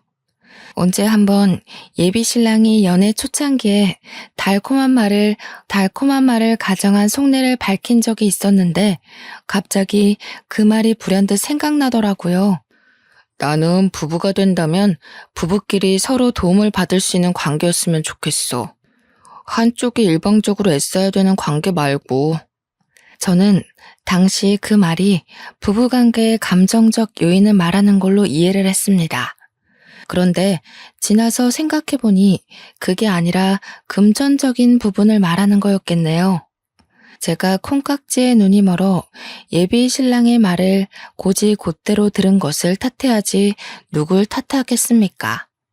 당시만 해도 예비 신랑의 변한 태도가 제 경제력 때문이란 것에 완전한 확신은 없었고 그 방향으로 촉만이 기울고 있을 때였는데요. 정말로 우연찮게 발견한 장면 때문에 이 남자가 저를 향한 마음이 끝났다는 걸 확신했죠.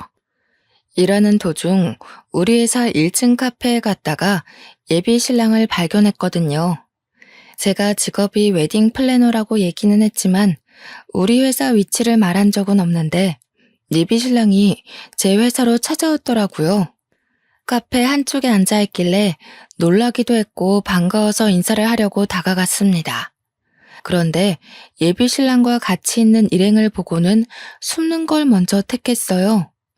예비 신랑이 웬 아가씨와 대화 중이었거든요. 그 아가씨 앞에서 예비 신랑은 저와의 연애 초창기에 보여줬던 웃음을 짓고 있었습니다. 저는 당시 안 본 지 오래되었던 그 웃음을 다른 여자한테 보여주고 있는 걸 보는데 육감이 바로 반응하더라고요. 누가 봐도 남녀의 맞선 장면이었지만 처음엔 예비 신랑을 이해하려고 했습니다. 예비 신랑이 제게 마음이 떠났다고 느꼈음에도 우리가 정식으로 헤어진 것이 아니잖아요. 결혼까지 약속한 사이인데 뒤에서 딴수작을 부리는 게 비상식적인 행동이라 생각해서 예비 신랑을 믿으려고 했다는 거예요. 그러려면 제가 그 둘의 만남이 어떤 목적인지 확실히 알아야 될 것 같다고 생각을 했습니다. 그래서 더 가까이 다가갔고 다가갈수록 둘의 대화에서 한두 번 만난 사이가 아니라는 게 들렸죠. 둘의 관계가 예사롭지 않다는 걸 확실히 들은 저는 더 이상 숨지 않고 예비 신랑에게 모습을 드러냈습니다. 자기 여기서 뭐해? 나한텐 회사 미팅 있다고 연락하기 어렵다더니 미팅 주제가 데이트 코스인가 봐? 온통 커플 여행 얘기뿐이네. 예비 신랑은 저를 발견하자마자 까무러치게 놀라면서 벌떡 일어났습니다. 황급히 저를 데리고 다른 곳으로 달아났죠. 그 와중에 잠깐 돌아봤던 저는 예비 신랑과 있던 아가씨와 눈이 마주쳤어요. 저와 아가씨는 서로의 얼굴을 보고 더 놀랐어요. 그 아가씨는 다름 아닌 저와 같은 플래너인 2년 후배였습니다. 저희는 서로 집도 드나들 만큼 제법 친한 사이였어요. 그 후배도 예비 신랑과 저를 보고서 당황하는 것 보니 예비 신랑에게 저의 존재가 있었다는 걸 몰랐던 눈치 같았습니다. 후배 일은 나중에 언제든지 대화 나눌 시간이 있으니 우선은 예비 신랑의 변명을 들어보는 게 먼저였습니다. 저를 구석으로 내몬 예비 신랑을 마주하면서 저는 어디 말해보라는 식으로 침묵하고 있었어요. 갑자기 불쑥 끼어들면 어떡해. 거기 나만 있는 자리였어? 뭘 오해하고 있는지 모르겠는데 그런 거 다 아니니까 괜히 쓸데없는 생각하진 말고. 일단 나중에 얘기하자. 어렵게 얻어낸 기회라서 너랑 이러고 있을 시간이 없어. 어렵게 얻어낸 기회? 저 여자랑 맞선 보는 기회가 왜 임자 있는 당신한테 필요한 건데? 내가 정말 둘이 하는 얘기 못 들었을 거라 생각하나 봐? 언제부터 만난 거야? 한동안 나랑 만남 미뤘던 이유가 저 여자 때문이었어? 예비 신랑이 뭐라고 변명을 하든 그걸 믿어줄 심산도 없었는데 변명은커녕 오히려 자기 맞선 망쳐놨다고 저를 나무라니 황당하더라고요. 이런 상황이라면 저의 오해를 풀어주고 적극적으로 자기 억울함을 호소해야 되는 거 아닌가요? 예비 신랑은 변명도 어정쩡하게 해놓고 그걸로 모자라 한숨까지 쉬면서 결국엔 저더러 믿고 싶은 대로 믿으라며 가버렸습니다. 여자 후배에게 굽신거리며 양해를 구하더니 도망치듯 건물을 나가버렸어요.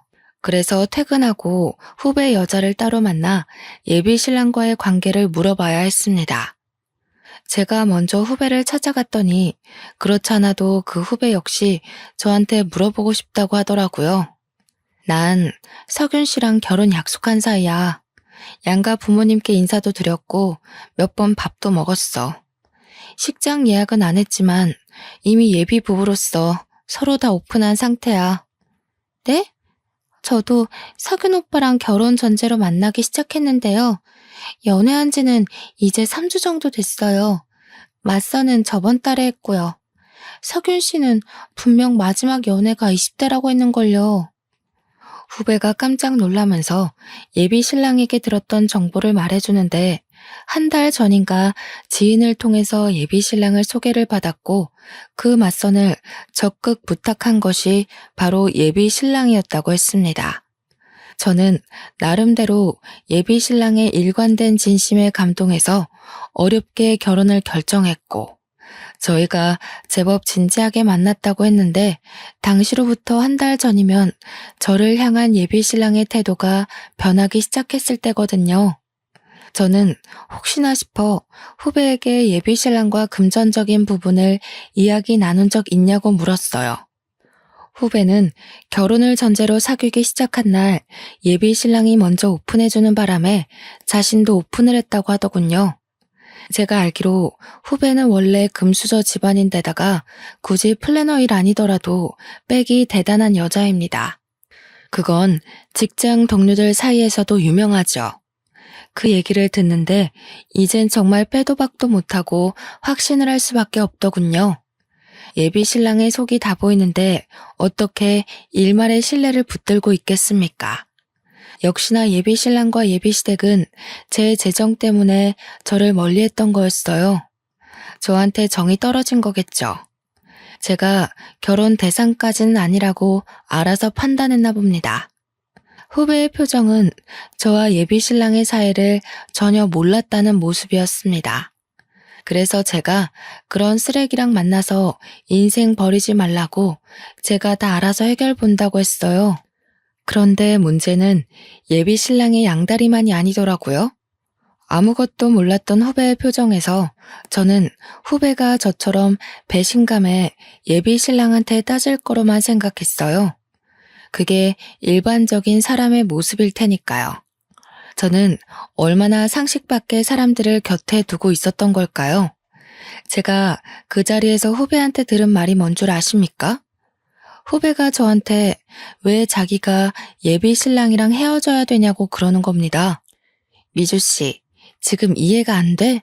미주 씨랑 만나는 그 남자가 내 약혼자라고. 나랑 그 사람 정리된 관계도 아니고 그 남자는 지금 우리를 가지고 저울질했던 거라니까? 이런 취급을 당했는데 그런 쓰레기를 계속 만나겠다는 거야? 선배님이 헤어질 거 아니세요? 그럼 더 이상 양다리 아닌 거잖아요. 그리고 저울질한 거라고 하셨는데 결국 오빠 선택은 저라는 거 아닌가요? 오빠 마음은 저한테 있는데 제가 왜 헤어져야 되죠? 미주 씨 생각보다 상식 바뀌네. 원래라면 지금 내가 미주 씨 뺨을 쳐야 되는 상황이야. 결혼만 안 했다 뿐이지 미주 씨는 나랑 그 남자 사이에서 상간녀인 처지라고. 저는 오빠가 선배님이랑 만나고 있는지도 몰랐는걸요.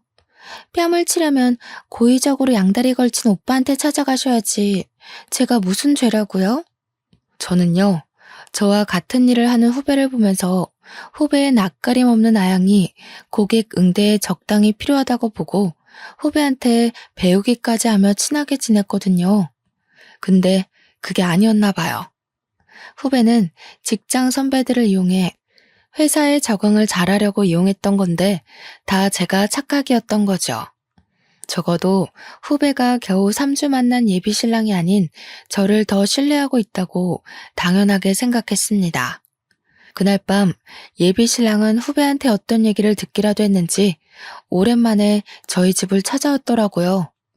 저를 세워두고 그 여자를 감싸며 편들기 시작하는데 얼마나 황당하던지. 저더러 기어코 후배한테 자기랑 나와의 관계를 밝혔냐고 하는 거 있죠. 당연히 그렇다고 하니까 예비 신랑이 저한테 한 번도 보여준 적 없는 거친 언사를 드러냈습니다. 욕까지 섞어가며 자기 인생 망치려고 작정했냐 하길래 짧은 순간 너무도 변해버린 예비 신랑의 모습을 보면서 회의감이 들더라고요. 화가 나고 분한 마음에 울컥 올라오는 눈물을 참으며 예비 신랑의 싸대기를 날려버렸습니다. 자기 무서운 사람이구나. 그 여자 돈 때문에 만나는 거 맞지? 왜? 나랑 결혼하면 손해볼 것 같았어? 어머님 아버님이 거지 며느리 취급 안 한다고 했나 보지? 이럴 거면 처음부터 맞선 자리에 나오질 말든가. 나한테 마음 다 줄 것처럼 흔들지 말았어야지. 그래, 이제라도 주제 파악했으니 다행이다. 네가 뭔 자격으로 미주한테 나서서 난리야? 미주가 이참에 주변 여자들 깔끔하게 정리하려고 기회 더 줘서 망정이지. 헤어지자고 했으면 내가 너 어떻게 했을지도 모르거든? 미주한테 고맙다고 절이나 해. 그래, 절해야겠다. 쓰레기 수거해준 셈이니까. 결국 똑같은 년놈들이 만난 거네. 양다리 걸친 게 뭐 자랑이라고 나한테 와서 큰 소리야? 돈에 정신 빠진 놈인 줄도 모르고 하마터면 내 인생 쪽날 뻔했어. 너는 언젠가 또 돈 유혹에 넘어가 여자 갈아치울 놈일 테지. 그렇게 사는 것도 불쌍하다. 불쌍한 건 너야. 내가 그래도 너 생각해서 상처받지 않게 헤어지려고 배려한 거거든? 네 입으로 이별 구할 수 있게 기회 준 거라고. 그런데 미련하게 눈치 못 채고 기다리기만 하더니 결국 내 앞길을 해방해? 미주 생각해서 이 정도로 넘어가는데 앞으로 미주한테 나와의 관계에 대해서 뭐라도 되는 것처럼 짓거리지 마. 난 너 이미 떠난 지 오래야. 예비 신랑은 저한테 손찌검을 할랑말랑 참다가 속풀이만 하고서 돌아갔습니다. 그날로 저와 예비 신랑의 관계는 종결났고 저는 끼고 있던 반지를 갖다 팔아버렸어요. 직장에서 후배를 만나도 비즈니스 대화 말고는 인사도 안 하며 지냈습니다. 후배는 벌써 예비 신랑과 약혼 반지를 나눠 꼈더라고요. 그걸 보는데 배알이 뒤틀리기보다는 안타까운 거 있죠? 조만간 저 여자 약혼 반지도 쓰레기통 신세가 될 거라 확신하고 있으니까요. 그렇게 저와 예비 신랑이 헤어진 지 4달이 지났을까? 제가 아주 기막힌 장면을 목격했지 뭡니까? 직원들의 락커가 같은 곳에 있기 때문에 점심시간이나 퇴근 후는 어쩔 수 없이 근접거리에서 마주할 수밖에 없거든요. 후배가 손가락에 있는 약혼 반지를 빼더니 회사 내 카페에서 남자를 만나고 있는 게 아니겠어요? 딱 봐도 스킨십이 자유로운 게 예사로운 관계가 아닌 듯 보이더라고요. 당연히 그 남자는 예비 신랑이 아니었고 보니까 후배가 예비 신랑과 새 남자를 두고 저울질하고 있는 듯 했습니다. 저랑 상관없는 그 일을 이렇게 언급하는 이유는 후배의 양다리 때문에 저한테마저 어처구니 없는 일이 생겼다는 겁니다. 후배의 양다리를 목격한 지 2주가 지난 시점이었어요. 퇴근을 하고 집에 갔더니 예비 신랑이 저를 기다리고 있는 거 아니겠습니까? 저를 발견한 예비 신랑은 서둘러 제 앞으로 다가와 다짜고짜 아스팔트 위에 무릎을 꿇었습니다. 자기야, 내가 잘못했어. 내가 자기 같은 정직한 여자를 두고 정신이 나갔던 거야. 위주 걔가 아주 대바라졌더라고. 글쎄, 우리 부모님한테 집안 꼴이 개꼴이라고 대놓고 욕을 하는 거 있지? 우리 부모님한테서 무슨 마른 곰팡이 냄새가 난다고 하면서 얼마나 건방진 태도를 보이던지. 심지어 나더러 대릴 사유를 하라고 하잖아. 남자가 어떻게 여자 집에 들어가서 지내? 모양 빠지게. 내가 당장 꺼지라고 해버렸어. 잘했지? 뭐 하자는 거야? 너랑 네 집이 그런 꼴 당하게 나랑 뭔 상관이라고 찾아와서 행패야. 경찰에 신고해버리기 전에 너나 꺼져. 자기야, 정말 미안해. 내가 결혼을 잘 몰라서 그랬어. 돈이 다가 아니더라고. 솔직히 처음엔 돈 때문에 너 만나면서도 맞선 못 끄는 거 맞아. 그런데 정작 돈 많은 여자 만나니까 심성 고운 여자를 만나야 된다는 걸 깨우쳤어. 내가 부족한 놈이라 그래. 몰라서 그랬어. 한 번만 용서해주라. 나 너 없이는 안 돼.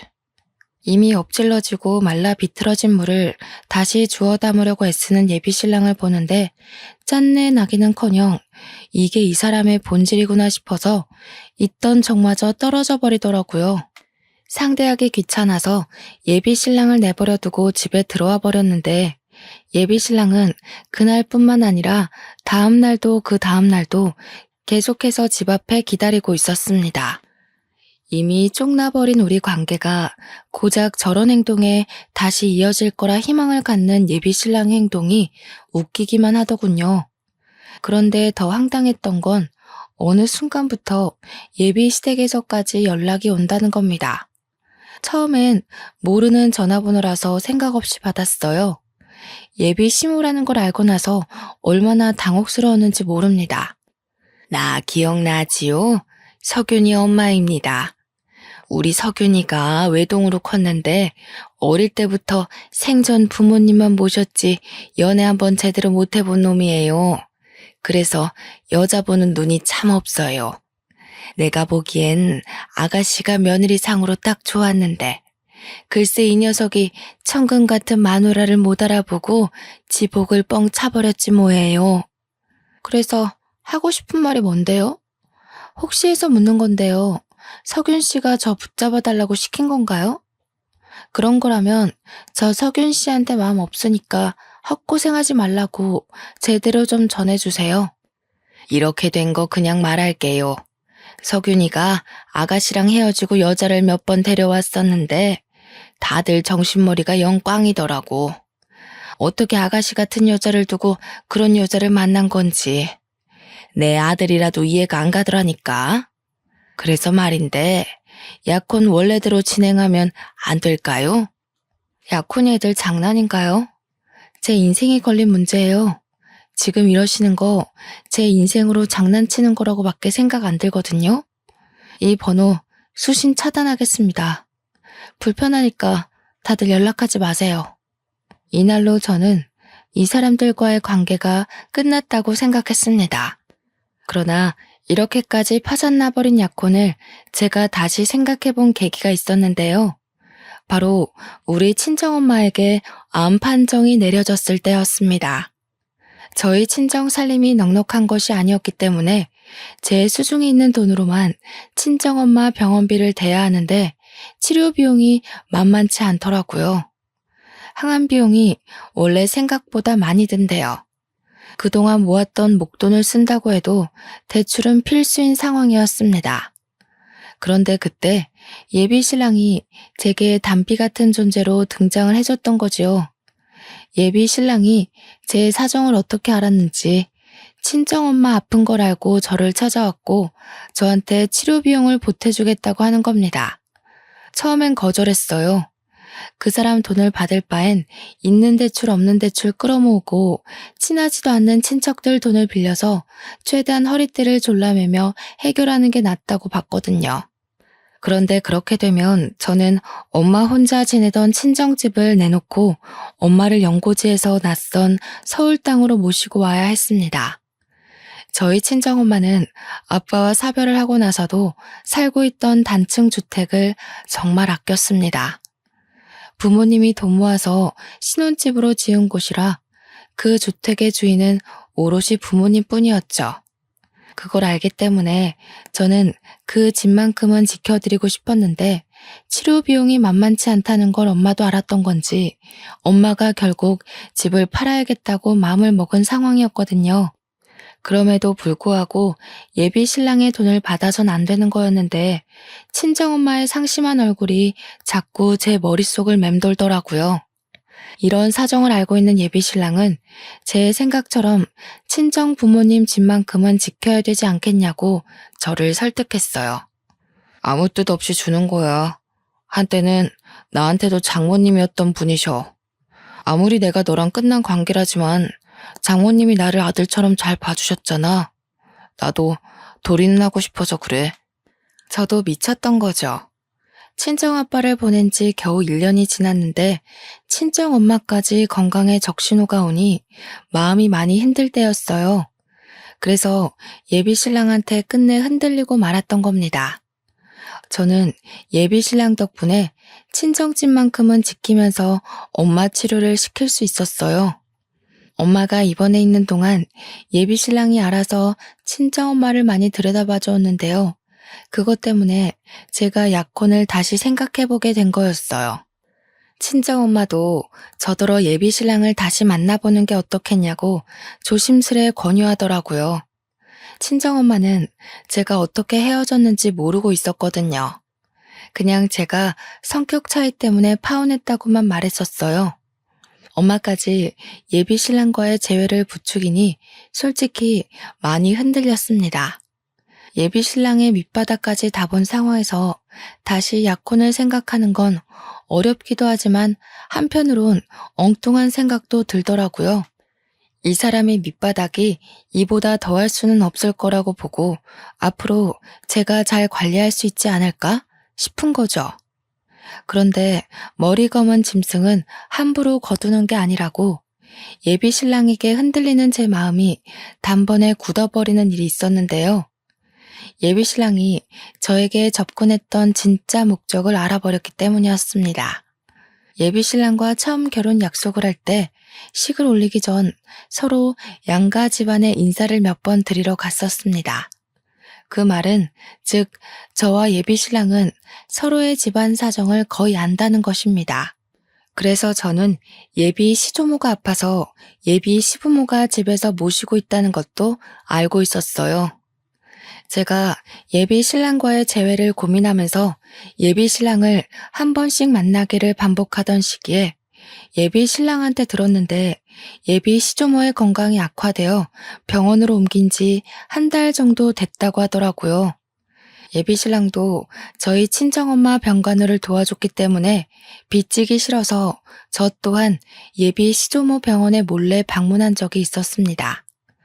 예비 시부모는 저를 돈으로만 봤었지만 예비 시조모만큼은 저를 손녀딸처럼 잘 봐주셨거든요.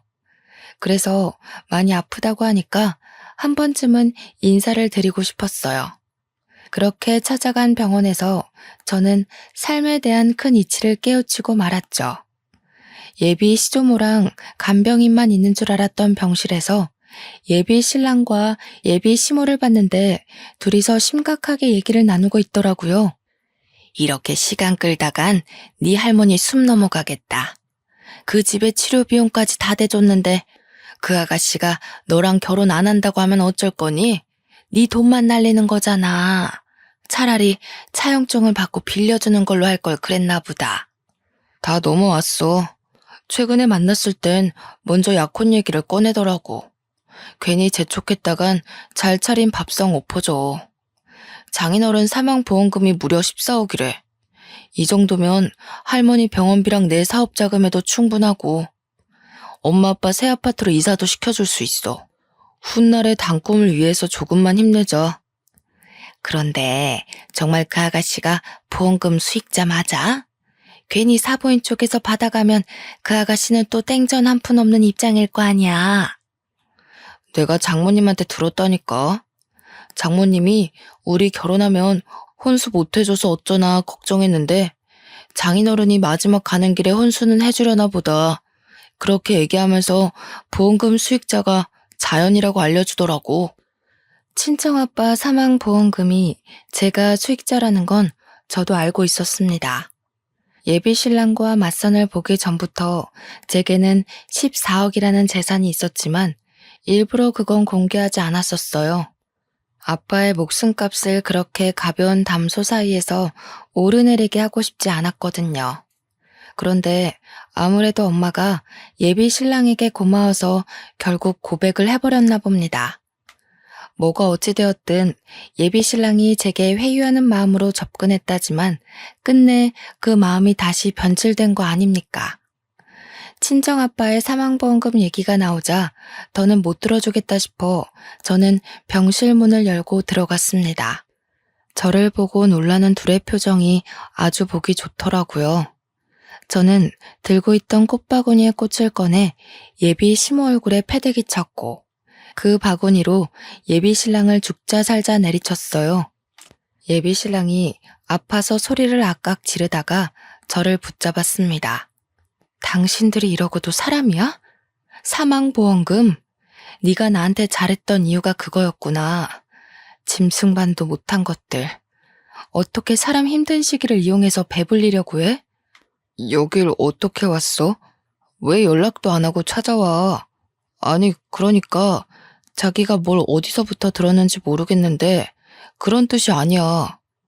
너한테는 더는 내려갈 밑바닥은 없다고 생각했는데 내려가고 말고 할 게 아니라 아예 밑바닥에서 살고 있는 짐승 새끼였구나. 사람이 이렇게까지 바닥을 기기만 할 줄은 몰랐네. 너 때문에 세상에 이런 사람들도 있다는 걸 알았어. 거머리 짓에는 나이가 불문하다는 것도 아주 잘 알았고. 얘가 어디서 어른한테 이런 몰상식한 짓을 해? 너 지금 나 때렸니? 감히 시엠이 될 사람 얼굴에다 꽃을 던져? 정신 차리세요, 아줌마. 능력이 없으면 사람한테 구걸하고 넙죽 엎드리긴 할 것이지. 거짓골에 자존심만 살아서는 남의 돈이 자기 돈인 것 마냥 그렇게 살고 싶어요? 자식 새끼를 이 정도밖에 못 키운 것도 다 아줌마 업보예요. 거지라는 말도 아깝네요. 이런 쓰레기들은 기생충이라고 불러줘야 되는 건데. 화가 난 예비 시모가 제게 손찌검을 하려고 했는데 예비 신랑은 그 상황에서도 저를 설득시킬 수 있다고 생각한 건지 예비 시모의 손을 자기가 막더라고요. 그러면서 저한테 무릎 꿇고 매달리는데 이미 병원 사람들은 열린 병실 문을 기웃거리며 저희를 다 지켜보고 있었습니다.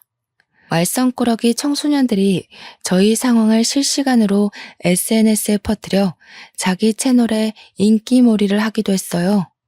제 손을 잡고 한 번만 봐달라고 저를 사랑하는 마음은 진심이라고 하는 예비신랑의 애절함에 저는 예비신랑의 머리채를 잡고 밀어버렸습니다. 그 바람에 예비신랑 뒤에 있던 예비시모가 그걸 피하다가 같이 넘어졌지 뭡니까. 아무래도 하늘은 내 편인 것 같네. 이렇게 두 번의 기회나 주니 말이야. 그래, 원래 돈 때문에 양다리 걸쳤던 사람인데 그 개버릇이 고쳐졌을 리가 없지. 어디 또 자존심 세우고 남의 돈 빨아먹는 거머리 짓 해봐. 이미 당신들 얼굴 팔려서 그게 통할 상대가 있을지 모르겠지만 예비신랑은 그제야 이 상황을 구경하고 있던 사람들에게로 신경이 빼앗겼고 허겁지겁 꽃바구니로 얼굴을 가렸습니다. 그 추잡한 모습에 헛웃음이 나와서 그대로 병실을 나와버렸어요. 예비신랑이 저를 쫓아오려고 해도 병원 사람들이 예비신랑에게 손가락질하면서 막아주는 덕에 저는 깨끗이 손을 털 수 있었어요. 그리고는 서울 집에 짐을 모조리 챙겨 친정에 내려갔습니다. 엄마는 초기에 발견했던 암인지라 통원 치료가 가능할 정도로 완쾌가 되었어요. 그래서 예비신랑이랑 더는 재회할 생각 없다고 그동안 있었던 일을 솔직하게 말해줬습니다. 친정엄마는 깜짝 놀라면서 가슴을 부여잡더라고요. 저더러 혼자 고생 많았겠다고 다독여주기도 하더군요. 그리고 저는 혹시 몰라서 예비신랑을 상대로 접근 금지를 신청했어요. 고맙게도 예비신랑이 제게 집착하고 연락하면서 계속 집 앞에 찾아왔던 증거들이 넘쳐났기 때문에 신청서 내는 건 어렵지 않았습니다. 그 이후로 더 이상은 예비신랑을 마주하는 일이 없었습니다. 저는 친정집이랑 가까운 웨딩홀에 취직하여 다시 일상을 회복 중에 있어요. 서울이 아니다 보니까 SNS에 얼굴이 팔렸다고 하더라도 저를 알아보는 사람은 없더라고요. 다만 예비신랑은 상황이 다를 겁니다. 예비신랑이 다른 사람 밑에서 사업을 하고 있었는데 자기 개인 사업장 차릴 거라고 인맥을 많이 관리하고 있었거든요. 그 인맥들은 다 인터넷 시장에 빠삭한 사람들이라서 아마 예비신랑의 커리어 문제가 생겼을 거라고 확신합니다. 벌 받은 거겠죠. 하늘에서도 돈에 현혹되어 사람을 이용하는 짓이 얼마나 인정머리 없는 짓인지 알고 있나 봐요. 예비신랑을 통해서 저는 더더욱 행동거지를 조심하고 종이 쪼가리에 인생을 거는 짓은 하면 안 된다는 걸 뼈저리게 깨우쳤습니다. 참, 그리고 예비신랑과 바람났던 그 후배 있잖아요. 한참 제 예비신랑 만날 때 너무 당당하게 연애를 했던지라 주위에서 그 후배를 보는 눈길도 곱지 않더라고요. 제가 친정으로 간다고 그 회사에 사직서를 낸 뒤 후배도 며칠 안 가 사직서를 제출한 걸로 들었습니다. 인생이 참 어려운 것 같으면서도 단순한 것 같아요. 열심히 앞만 보고 사는 사람에겐 꼭 유혹이 생기고 나쁜 것에 현혹되어 쉽게 살고자 하는 사람들에겐 꼭 벌이 따르는 것 같으니 말입니다. 대신 한 가지 명확한 건 있네요. 성실한 사람들은 살아가는 과정에 장애물이 있을지언정 결과만큼은 창대하고 불성실한 사람들은 과정만큼은 편할지언정 결과는 끝내 미약하다는 거죠.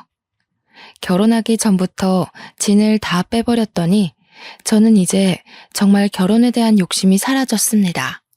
안 그래도 결혼을 해도 그만, 안 해도 그만이라 생각하다가 예비신랑을 만나서 결혼을 약속했던 건데 일이 이렇게 엎어지니 결혼은 얼마나 지옥 같을지 상상이 되더라고요.